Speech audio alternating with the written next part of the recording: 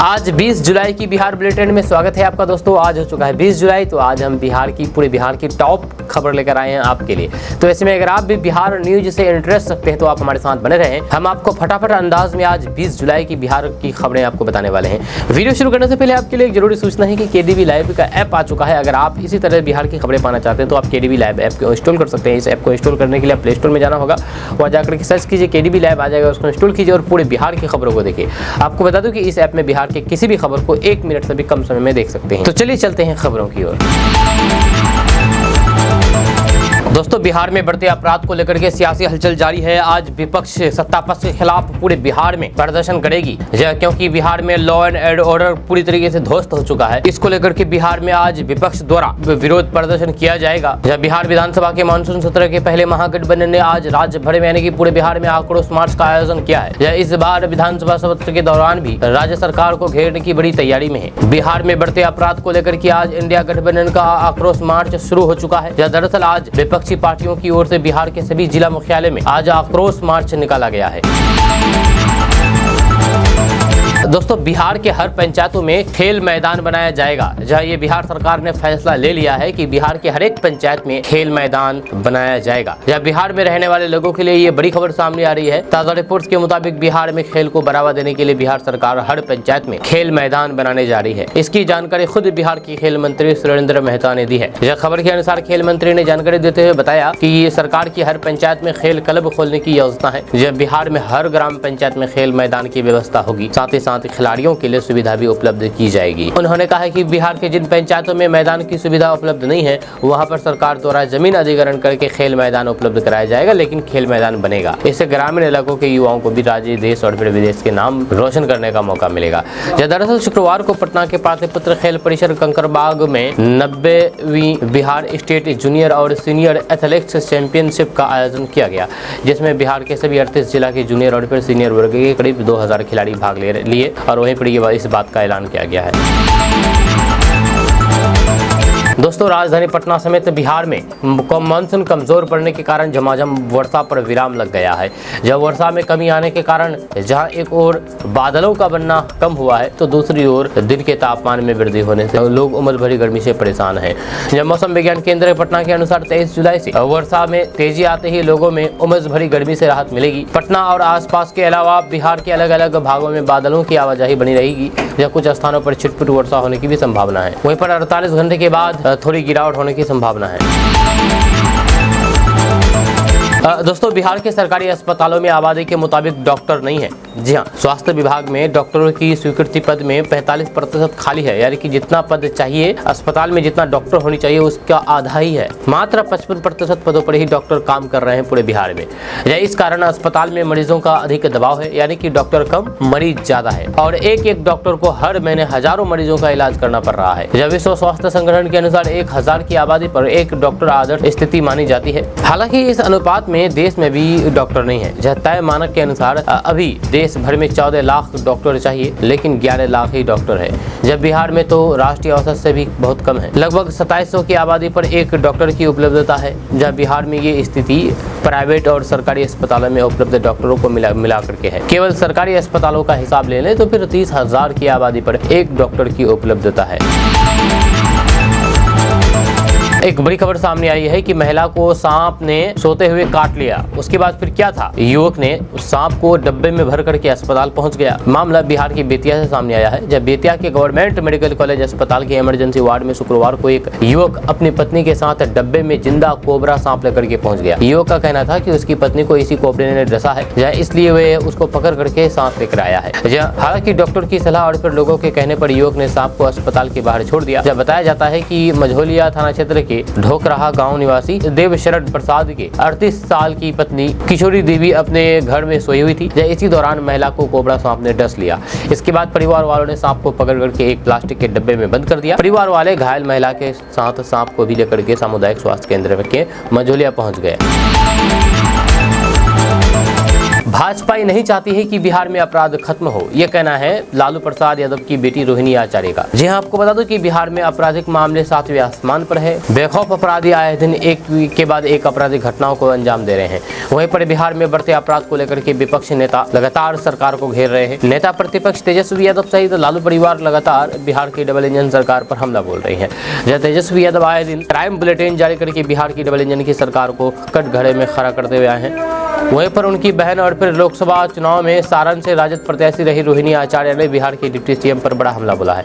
रोहिणी आचार्य ने बीते दिनों कानून व्यवस्था को लेकर की हुई सीएम नीतीश कुमार की हाई लेवल मीटिंग में डिप्टी सीएम सम्राट चौधरी और विजय सिन्हा के शामिल न होने को लेकर के बड़ा हमला बोला है। उन्होंने क्राइम कंट्रोल की बैठक में दोनों डिप्टी सीएम के शामिल नहीं होने पर सवाल खड़ा किया है। रोहिणी आचार्य ने सोशल मीडिया एक्स पर ट्वीट करके बिहार की डबल इंजन सरकार को घेरा है। उन्होंने बीजेपी नेताओं पर आरोप लगाया है कि वे नहीं चाहते हैं कि बिहार में अपराध पर अंकुश लगे। रोहिणी आचार्य ने कहा है कि वर्तमान में निरंतर बिगड़ती कानून व्यवस्था और फिर बेलगाम बेहताशा हो रही है आपराधिक घटनाएं बिहार के लिए चिंता का विषय है और बीजेपी के लोग, भाजपा के लोग नहीं चाहते हैं कि बिहार में अपराध कम हो।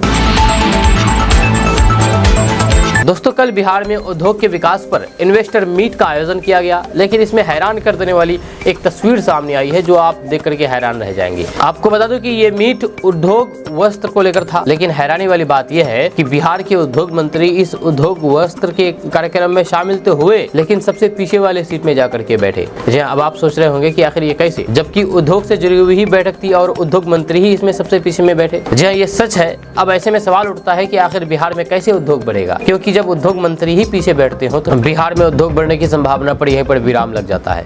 आपको बता दें कि पटना के ताज होटल में कल इन्वेस्टर मीट का आयोजन किया गया, जिसमें देश के कई जाने माने उद्योगपति और बिजनेसमैन शामिल हुए। हालांकि इस दौरान बिहार सरकार के उद्योग मंत्री नीतीश मिश्रा इन्वेस्टर मीट में एक आम आदमी की तरह पीछे बैठ करके सुनते रहे। जी आपको बता दें कि उनके पीछे होने से इस बात का पता नहीं चल पा रहा था कि वे बिहार सरकार के मंत्री के तौर पर इसमें शामिल है। मिश्रा कार्यक्रम में लगाई गई कुर्सियों में सबसे पीछे आराम से बैठे थे। इस दौरान किसी ने उन्हें आगे बुलाने की जहमत भी नहीं उठाई। आपको बता दें कि कल कार्यक्रम का आयोजन भारत सरकार के वस्त्र मंत्रालय के सहयोग से किया गया, जहां 100 से अधिक प्रभावशाली इन्वेस्टर इस कार्यक्रम में शामिल हुए। बहुत लोग पहली बार बिहार आए, जिसमें भारत सरकार का पूरा सहयोग मिला। बिहार को टेक्सटाइल सेक्टर में आगे कैसे बढ़ाएं, इस बात पर विशेष रूप से चर्चा हुई। खबर किशनगंज से सामने आई है। किशनगंज के सिंघिया पंचायत में एक गर्भवती महिला के साथ छेड़छाड़ और मारपीट का मामला सामने आया है। जानकारी के अनुसार बीती रात महिला दुकान से अपने घर जा रही थी, जब वहीं पर गांव के ही कुछ बदमाशों ने अंधेरे का फायदा उठा करके गर्भवती महिला के साथ छेड़छाड़ करने की कोशिश की। इसके बाद महिला ने शोर मचाया तो फिर सभी बदमाश भाग निकले। वहीं पर इसके बाद बदमाश गर्भवती महिला के घर पहुंच गए और फिर परिजनों के साथ मारपीट करने लगे। इस दौरान महिला के पति खुरखुर कुमार और फिर पिता हरि प्रसाद गंभीर रूप से घायल हो गए। जब घायलों की हालात खराब रहने पर सदर अस्पताल और फिर एमजीएम अस्पताल में निजी अस्पताल में रेफर कर दिया गया।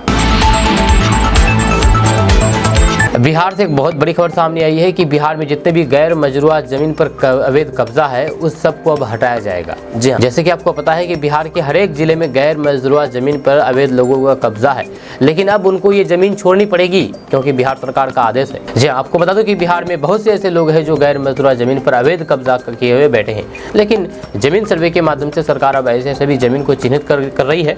बहुत जल्द इन सभी जमीन को ऑनलाइन पोर्टल पर उपलब्ध करा दिया जाएगा।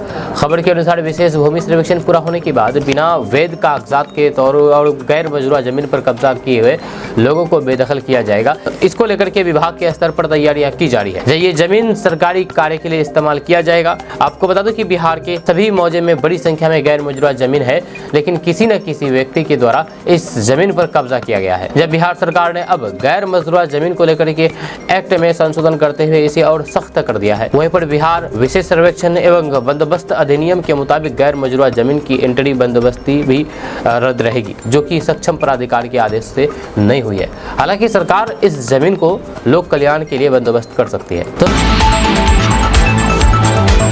दोस्तों, बिहार के स्कूलों में पढ़ाई करने वाले छात्र छात्राओं के लिए एक बड़ी खबर सामने आ रही है। ताजा रिपोर्ट्स के मुताबिक बिहार में 12वीं की मासिक परीक्षा 22 जुलाई से शुरू होगी, जिसको लेकर के बिहार बोर्ड द्वारा दिशा निर्देश जारी कर दिया गया है। खबर के अनुसार बिहार विद्यालय परीक्षा समिति ने इस एग्जाम को लेकर के सभी स्कूलों के लिए शेड्यूल जारी कर दिया है, जिसके अनुसार ये मासिक परीक्षा 22 से 29 जुलाई 2024 तक चलेगी। पहली पाली सुबह 10 बजे से 11:30 बजे और फिर दूसरी पाली सुबह 12:45 से 2:15 तक चलेगी। एक बड़ी खबर सामने आई है कि आईएएस संजीव के खिलाफ एक महिला अधिवक्ता ने गलत काम करने का आरोप लगाया है। जहां गलत काम करने की पुष्टि पटना एसएसपी पहले ही कर चुकी है, लेकिन कोर्ट के द्वारा कार्रवाई पर रोक लगने के आदेश की वजह से जहां तक वे बचे हुए थे। आपको बता दूं कि राष्ट्रीय जनता दल यानी कि आरजेडी के पूर्व विधायक गुलाब यादव के साथ मिलकर के एक महिला के साथ गलत काम करने के केस में आरोपित आईएएस संजीव हंस अब बुरी तरीके से फंस चुके हैं। आईएएस संजीव हंस बिहार सरकार में ऊर्जा विभाग के प्रधान सचिव के साथ साथ बिजली कंपनी के सीएमडी भी है। आईएएस संजीव हंस और राजद के पूर्व विधायक गुलाब यादव कई तरह के काम में साथ रहे, इसका प्रमाण ताजा जांच में हो रहा है। आईएएस संजीव हंस और पूर्व एमएलए गुलाब यादव एक महिला के साथ गलत काम करने में भी हिस्सा थे दोनों, जिसकी पटना एसएसपी ने जांच की थी। जांच रिपोर्ट तैयार हो गई है और पीड़ित महिला के आरोपों को पुलिस जांच रिपोर्ट में सही स्वीकार कर लिया है, यानी कि सही पाया है कि ये दोनों महिला के साथ गलत काम किया था। आरजेडी के राष्ट्रीय उपाध्यक्ष शिवानंद तिवारी ने मुख्यमंत्री नीतीश कुमार पर जमकर के निशाना साधा है। उन्होंने कहा है कि केंद्र से विशेष पैकेज मांगने से पहले मुख्यमंत्री नीतीश कुमार अपने शासन प्रशासन को ठीक करे। अभी हालात ये है कि राज्य सरकार बजट की राशि नहीं खर्च कर पाती है। शिवानंद तिवारी ने कहा है कि शासन व्यवस्था में भ्रष्टाचार का धुल लगा हुआ है। सरकार के मंत्री डॉक्टर दिलीप कुमार जायसवाल ने भ्रष्टाचार के खिलाफ मुंह खोला है। हम उनके साहस की प्रशंसा करते हैं। उन्होंने प्रश्न किया है कि क्या ऐसी प्रशासनिक व्यवस्था के द्वारा बिहार को आगे बढ़ाया जा सकता है। शिवानंद तिवारी ने शुक्रवार को कहा कि खर्च करने के मामले में भी नीतीश कुमार को अपनी प्राथमिकता बदलनी होगी। जहां अभी मुख्यमंत्री ने बिहार म्यूजियम से पुराने म्यूजियम को तोड़ने के लिए बनाए गए सुरंग के काम में तेजी लाने के निर्देश दिया है। जहां दोनों म्यूजियम के बीच लगभग 1 किलोमीटर की दूरी होगी। इस दूरी को तय करने के लिए 500 करोड़ से ज्यादा खर्च होगा। इस खर्च का बिहार सरकार विकास से कोई भी संबंध नहीं है। दोस्तों, बिहार का नाम वस्त्र उद्योग के क्षेत्र में चमकेगा। जहां रेशम की उपलब्धता सुनिश्चित करने के लिए एरी सिल्क का उत्पादन बेगूसराय में शुरू हो रहा है। जहां कच्चे माल की प्रचुर उपलब्धता होने के साथ यहां कुशल श्रमिक भी मौजूद है। जब बिहार एक बहुत बड़ा बाजार भी है, इसलिए वस्त्र उद्योग के निवेशकों के लिए यहाँ पर निवेश की असीम संभावना है। वस्त्र उद्यमियों में सम्मिलित की शुरुआत के मौके पर उद्योग मंत्री नीतीश मिश्रा ने विभागीय सभागार में आयोजित प्रेस वार्ता में निवेशकों से अपील करते हुए ये बातें कही है। जहाँ नीतीश मिश्रा ने कहा है कि भागलपुर में रेशम का कारोबार बहुत पहले से हो रहा है, इसे और बढ़ाया जाएगा। हाल ही में केंद्रीय रेशम बोर्ड से 10 करोड़ रुपए की स्वीकृत राशि मंजूरी हुई है। जब बेगूसराय में एरी सिल्क के उत्पादन की सहमति प्रदान की गई है। उन्होंने कहा है कि निवेशक यहां पर आए।